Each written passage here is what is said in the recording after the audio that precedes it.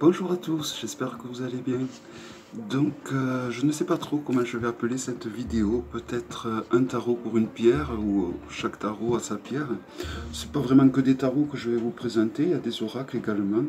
Et en fait, je vais vous présenter des pierres que j'aime bien associer avec ces tarots ou ces oracles, parce que j'aime bien l'associer. En fait, chaque jeu, on peut trouver une pierre qui lui correspond, avec lequel on peut faire un bon bout de chemin. Alors par exemple, l'oracle des sages de Alcine Nathanaël, qui est un très très beau jeu.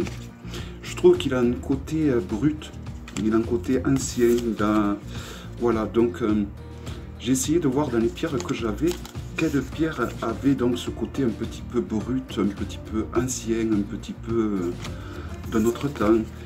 Et j'ai quand même réussi à, en fouinant. Oui, c'est un magnifique jeu, je l'ai présenté il n'y a pas longtemps.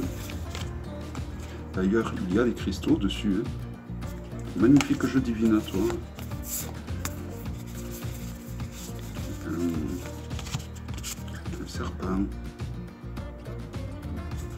Et donc j'ai trouvé deux pierres à y mettre dedans.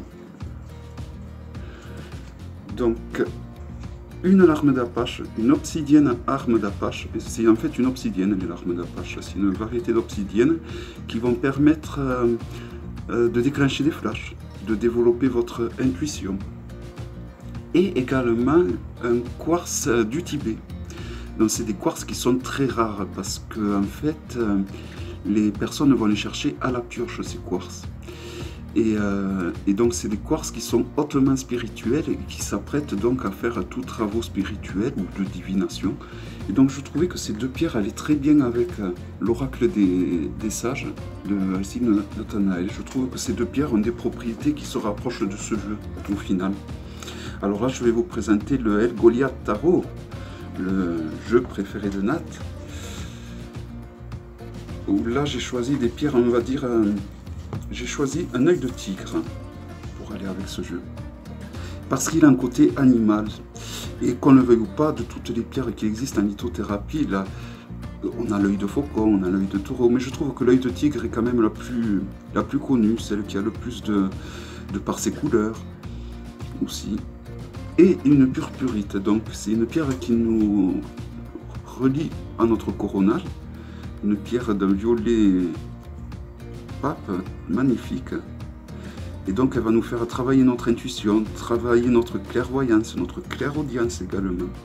Et donc je trouve que ces deux pierres côte à côte, l'œil de tigre et la purpurite, vont très bien donc avec ce jeu. Donc j'aime beaucoup travailler ce jeu avec ces pierres. Donc c'est un jeu magnifique. Là c'est la seconde édition que je vous présente, hein, qui est plus maniable, peut-être plus agréable au toucher que la première. C'est deux éditions complètement différentes au final. Même si c'est les mêmes dessins, les mêmes... voici le dos. Je trouve que... je sais pas. La grande me plaisait plus pour le regarder. Celui-là, il va me plaire plus pour les utiliser. Et je trouve que, ouais, que la purpurite donne une connexion à ce jeu. En plus, les purpurites en général, c'est des pierres brutes. Et donc je ne sais pas si c'est parce qu'il y a des animaux ou quoi, un peu le même sentiment que l'oracle des sages d'Alcine Nathanaël. Il y a un côté un petit peu brut, un peu ce jeu, un côté un peu... Et donc il me fallait des pierres brutes, parce que l'œil de tigre je l'ai poli, mais j'avais besoin qu'il soit poli pour voir certaines couleurs. Et donc j'ai opté pour cette pierre. Et la purpurite donc pour le côté brut. Et le côté, on va dire, divinatoire. Et l'œil de tigre pour le côté animal également. Je trouve que ouais, elles vont bien avec le fameux El Goliath. Donc je vous présente peut-être quelques cartes arcanes de l'oracle qui va avec. Vous voyez, ça c'est des cartes oracle donc, qui sont très parlantes je trouve. Je mélange tout.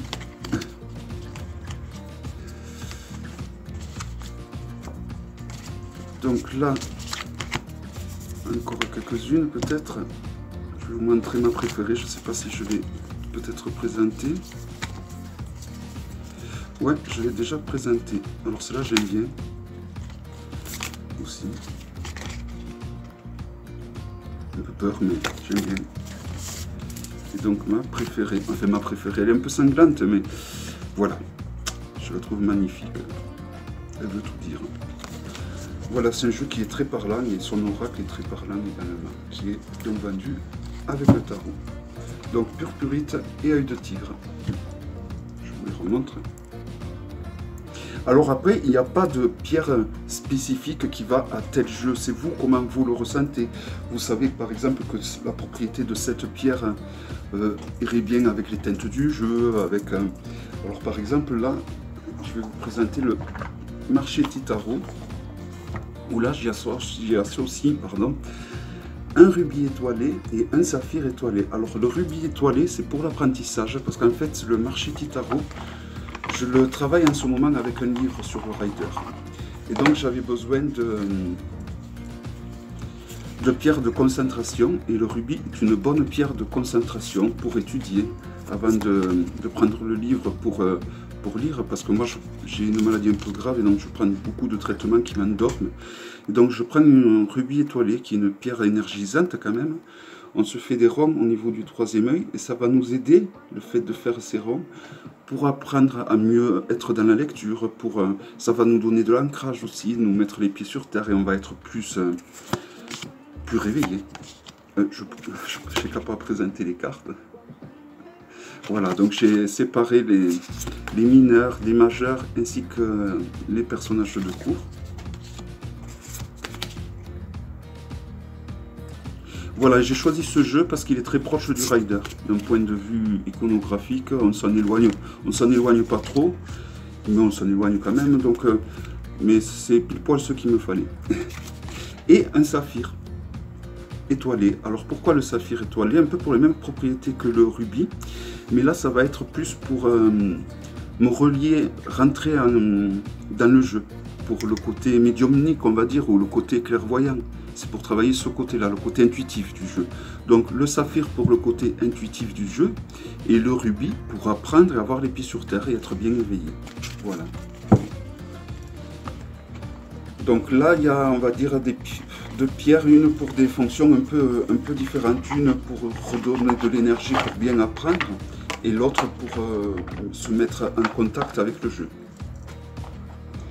Alors ensuite, pour rester toujours dans les saphirs et les rubis, le Sabbat Tarot, qui est le tarot donc sur les sorciers. Donc là, pareil, je vais utiliser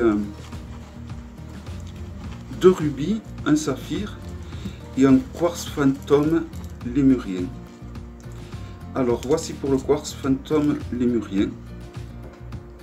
Il est brut. Et j'avais besoin d'une... D'ailleurs, c'est que des pierres brutes que j'utilise avec ce jeu parce que... Voilà, je ne sais pas si vous allez bien voir le fantôme. Côté lémurien se reconnaît avec les stries. Alors, j'ai choisi ces pierres.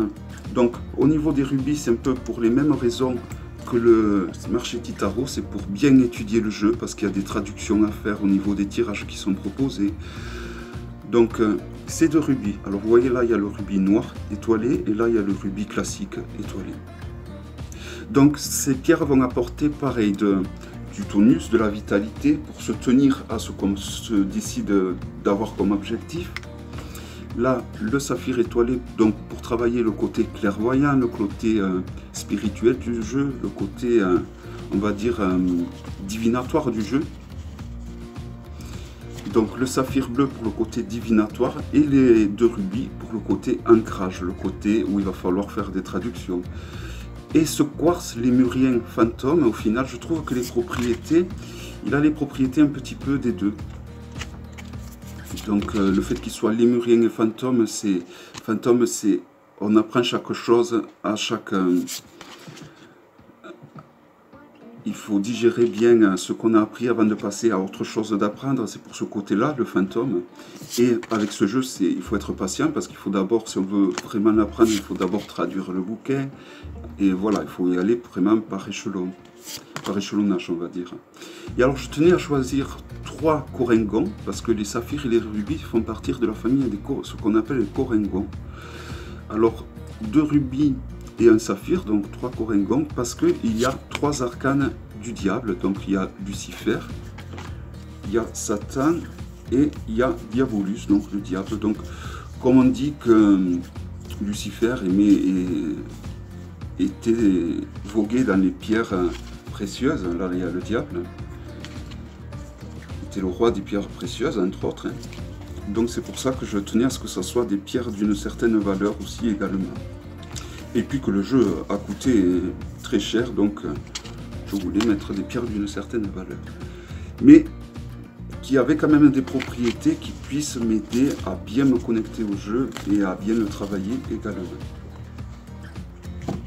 Donc voilà pour le sabbat des sorciers. Alors après, vous n'êtes pas du tout obligé d'utiliser les mêmes pierres que moi. Vous prenez un petit bouquin sur la lithothérapie pour savoir de quoi les pierres et quelle pierre va aller avec quel jeu qui vous attire. Moi c'est juste un exemple. Alors par exemple il y a le tarot de l'amour de Tony Karim Salerno,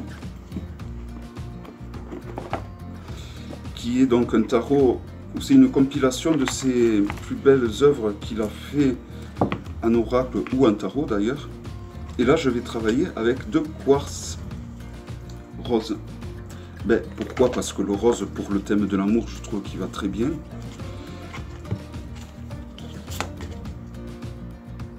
Voilà, je trouve que quartz rose va très bien avec ce jeu, de par le nom, le tarot de l'amour, mais de par les dessins qui sont doux également. Je trouve que c'est des doux dessins, des beaux dessins.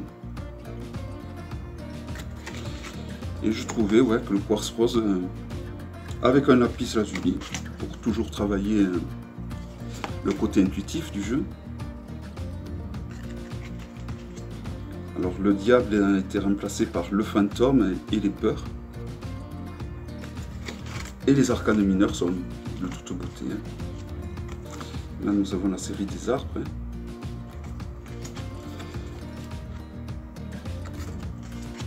Donc elles ont été renommées, mais on reconnaît aussi, en plus il y a une couleur différente pour chaque arcane mineur. Donc là pour les arbres c'est du vert.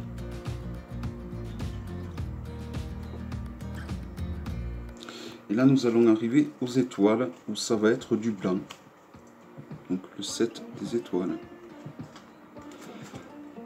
9 des étoiles. Le chevalier. La reine, l'as, et ensuite nous allons avoir les anges qui va représenter, je pense, l'air. Ça fait longtemps que j'ai pas repris ce tarot, je l'ai sorti de derrière les tas de tarots. Je me suis dit je vais travailler celui-là. Donc oui, les anges, je crois que c'est relié à la série des épées. Oups. Et là, je vais le voir avec le 8 et le 9. Pas évident. Il faudra que je reprenne le bouquin.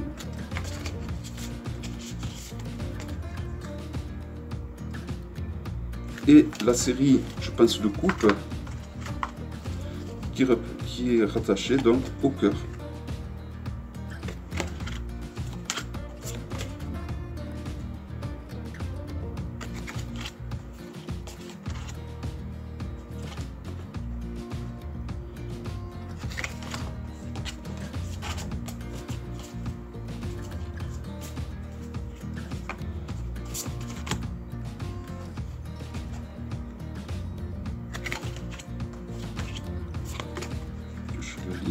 Magnifique. Alors je vais vous montrer donc les 2 quartz que je vais utiliser avec ce jeu quand même. Mais en fait il y a 2 quartz roses et un lapis lazuli. Donc voici pour le lapis lazuli. Donc pour vraiment travailler le côté intuitif du jeu, le côté clairvoyant, et le quartz rose pour l'énergie du jeu. Donc là j'ai choisi une pierre qui a un lien avec le titre et avec la couleur des illustrations du jeu. Et donc 2 quartz roses. Voilà. Qui je trouve vont très bien avec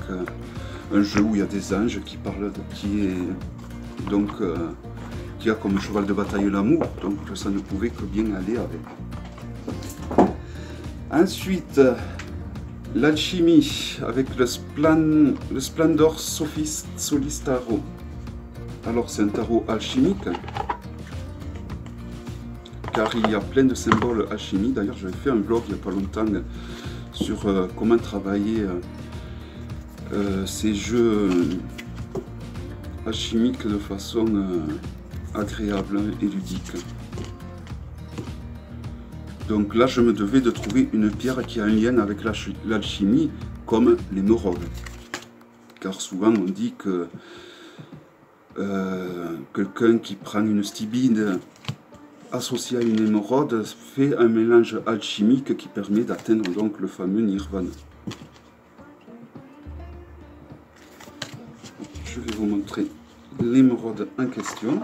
Alors des émeraudes, vous en avez de toutes. C'est des pierres en général qui n'aiment pas la compagnie des autres pierres, si ce n'est que les pierres de couleur rose ou les cristaux de roche. Voilà. Alors il y en a des cristallisés, il y en a des polis. Voilà, ça c'est une polie. Donc elle va très bien, je trouve, comme c'est la pierre des alchimistes, je trouve qu'elle ne pouvait qu'aller bien avec ce jeu. Alors ensuite, j'ai deux jeux sur les anges, deux oracles d'ailleurs. Alors l'oracle des anges déchus et des anges, que donc j'utilise des fois pour faire, enfin que j'ai utilisé pour faire mon dernier tirage de cartes d'ailleurs. J'avais fait un tirage angélique. Donc celui-là je l'aime bien parce qu'il a les deux côtés. D'un côté il a notre correspondance avec notre ange et de l'autre il a notre correspondance avec notre ange déchu. Je trouve que c'est bien une bonne idée. Ils ont chacun leur sigil derrière, donc le sigil qui sert à les invoquer ou à faire une demande bien spécifique. Il faudra que je refasse un tirage angélique d'ailleurs. Et donc je vais vous montrer, avec ce jeu je travaille avec deux pierres, donc une séraphinite, parce qu'on dit que la séraphinite est la pierre des anges qui nous relie au royaume angélique, et un quartz amphifole que je vous ai montré il n'y a pas longtemps. Donc voici pour la séraphinite. Vous voyez, ça ressemble à des ailes d'ange, ce qu'il y a écrit dessus. Donc c'est une pierre qui nous met en connexion avec le royaume angélique.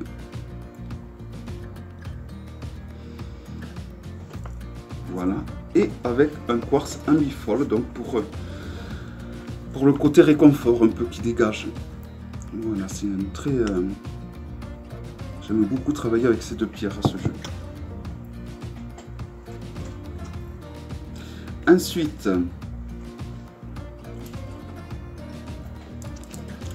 les messagers de l'Égypte, de l'Iliade, qui est un jeu que j'adore, qui a des graphismes que j'adore, tout simplement. Voilà, j'adore les graphismes, j'adore la mythologie grecque, je l'aime de plus en plus. Je faisais une fixette sur la mythologie, j'adore la mythologie égyptienne, je veux dire, je faisais une fixette sur la mythologie grecque. Et alors ce jeu, du coup, je vais le travailler avec deux pierres qui sont, comment dire, des pierres que... Alors, il y en a une que j'ai pas pris, qui est ma cornaline. Donc il y a une cornaline. Pour le côté, on va dire, parce que les Égyptiens utilisaient beaucoup de cornaline et de lapis lazuli. Donc les pierres que j'ai choisies, donc la cornaline, je l'ai laissée sur mon bureau, c'est bien dommage. Et un lapis lazuli, mais un lapis lazuli en forme de crâne du coup. Et une cornaline que j'ai oublié de prendre, que ça m'embête. Voilà, alors ça, j'ai choisi ces pierres pour le côté, on va dire, égyptien, le lien qu'il y a avec l'Égypte. Parce que la cornaline, c'était une pierre qu'utilisaient beaucoup les Égyptiens, comme la malachite, comme le lapis lazuli. Donc la cornaline, pour le lien qu'a ces pierres avec l'Égypte, et le lapis lazuli, toujours pour le côté, on va dire, divinatoire, travailler le côté divinatoire de la carte. Alors ensuite, il y a les Oracles of Deity. Alors ça, je vais les travailler avec trois pierres. Donc deux quartz fantômes. Alors il y en a un, c'est une améthyste fantôme. Je ne sais pas si vous allez voir le côté fantôme. Si vous voyez, ça se voit un peu de ce côté-là. Donc c'est une première pousse qui a été faite. Et le quartz fantôme, ça se voit un peu plus. Le côté fantôme, vous le voyez à l'intérieur. Voilà. Et comme c'est des pierres qui sont toutes les deux polies, j'avais besoin d'y rajouter une pierre un peu brute, comme la camphensite, qui est une pierre de par excellence qui va très bien avec notre troisième œil, car elle va ouvrir votre troisième œil comme un marteau-piqueur. Il suffit de la poser dessus un petit moment et on sent que ça va chauffer de suite.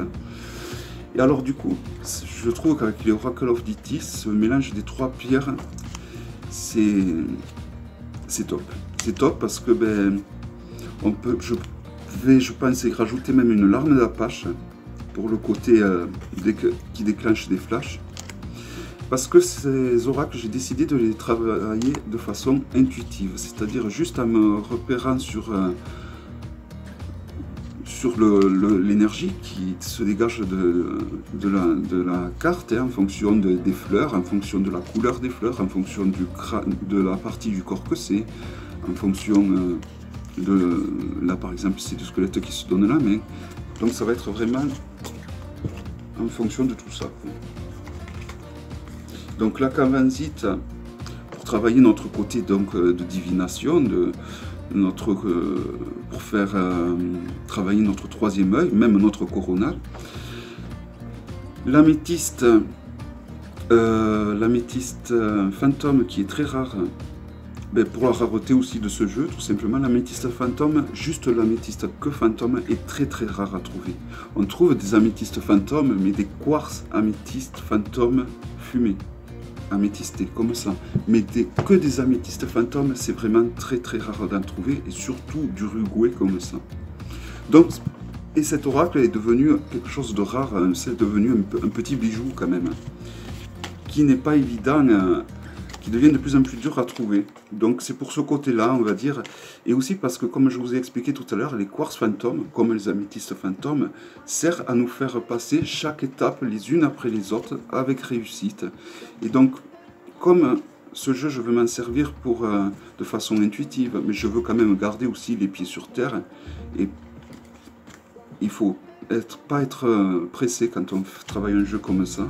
Il faut s'armer de patience, et donc je trouvais que les quartz fantômes et l'améthyste fantôme étaient les pierres vraiment qu'il me fallait. Et puis je trouve que voilà, il y a des fois des pierres qui vont vous attirer, vous ne savez pas pourquoi, et vous allez travailler ce jeu avec ces pierres. Alors travailler le jeu, ça va être peut-être prendre la pierre dans sa main comme ça, la regarder et méditer. Pour méditer, il suffit juste d'avoir des pensées qui traversent l'esprit, ne pas les retenir, et voilà, on va méditer quoi, un quart d'heure, pas plus. On va les poser et on va tirer notre pierre. Alors vous pouvez toujours tenir le jeu.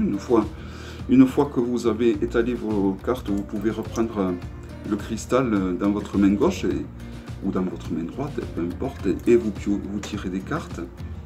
Et voilà. Alors ensuite, un autre que je voulais vous montrer, qui est un oracle où il y a des paysages. Je vous l'avais présenté cet oracle cet été.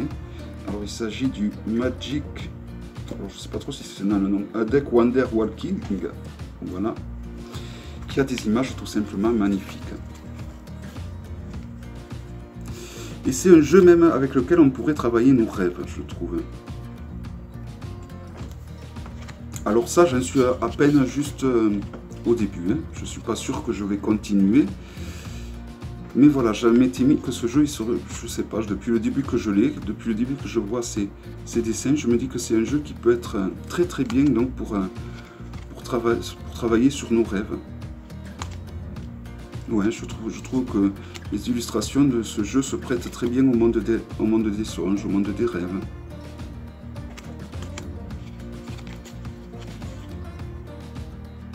Vous voyez, ces illustrations, elles sont vraiment de toute beauté. Je vous invite vraiment à aller voir la présentation de ce jeu, parce que c'est vraiment un jeu, on se croirait vraiment dans un océan ou dans un autre monde de songes, je sais pas. Et donc, avec ce jeu, je voyais bien un quartz paysage. Alors pourquoi un quartz paysage? Pareil, parce que vous voyez ce quartz, à l'intérieur on dirait qu'il y a comme un jardin, qu'il y a tout un autre monde. Je ne sais pas si vous allez bien voir, je pense quand même. Vous voyez, on dirait vraiment un aquarium. Et il est de toute beauté ce quartz.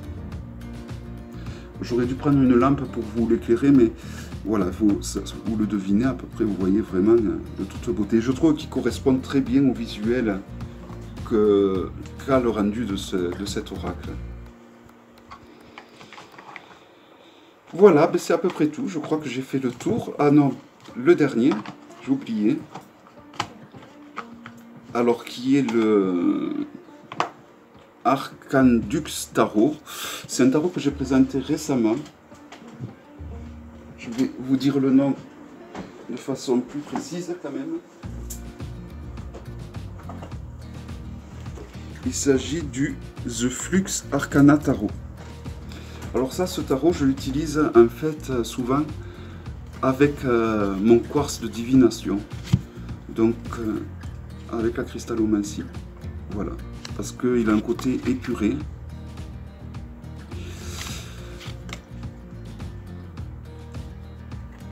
Et les arcanes mineurs, je trouve que les arcanes mineurs de ce jeu nous ancrent drôlement. De par le fait qu'elles sont simples, les arcanes mineurs. Vous voyez, on voit de suite qu'il est question de denier sur l'arcane là. On n'a pas cherché à savoir quelle suite c'est, non, on sait de suite que c'est du denier. Et en plus, c'est écrit dessous en rouge. Donc je trouve que c'est un jeu qui apporte de l'ancrage. Et je pense que de l'ancrage, il en faut beaucoup lorsqu'on commence à faire de la divination comme ça, à travers un cristal de roche. Et pour déclencher donc ces visions, une larme d'Aplache, je me trompe, une larme d'Aplache qui déclenche nos flashs. Donc je travaille avec 3 pierres, donc il y a la larme d'Apache, il y a un quartz amifol, le premier que j'ai eu, donc pour le côté de nous relier à une entité lumineuse ou à notre ange gardien, et voilà, parce que c'est un quartz qui protège également du bas astral, et une améthyste traditionnelle d'Uruguay pour juste la beauté de la pierre. Comme à mes yeux, c'est un jeu qui est très beau, même s'il est épuré, même s'il est avec des têtes des morts. C'est un jeu qui me plaît beaucoup, et donc du coup, je voulais y mettre une pierre jolie. Voilà. Alors après, vous voyez, chacun, vous allez vous diriger vers la pierre en fonction du jeu que vous avez dans les mains. Là, par exemple, j'ai l'oracle vibratoire des anges. Donc, j'ai envie, par l'intermédiaire de ce jeu, qui est magnifique, hein, et je sais que ça va se passer comme ça. Donc c'est un jeu, vous voyez, sur les anges. Donc je vais avoir envie de me reconnecter aux énergies angéliques avec ce jeu. Alors je vais choisir par exemple la séraphinite, qui nous relie au monde angélique. Je vais vouloir travailler peut-être avec le livre, vraiment être très studieux. Donc je peux rajouter par exemple une sodalite, qui va nous permettre d'avoir des pensées bien claires, de savoir où c'est qu'on veut aller, des objectifs, de les atteindre, de bien se répartir les tâches. Donc voilà, je vais sûrement le travailler avec une sodalite et avec une séraphinite, parce que je trouve qu'elles vont bien. Mais vous pouvez trouver d'autres pierres, par exemple des pierres qui nous relient aux entités lumineuses. Vous avez là la pétalite, que je vous parle de cette pierre car je l'ai vue à un moment donné tout à l'heure.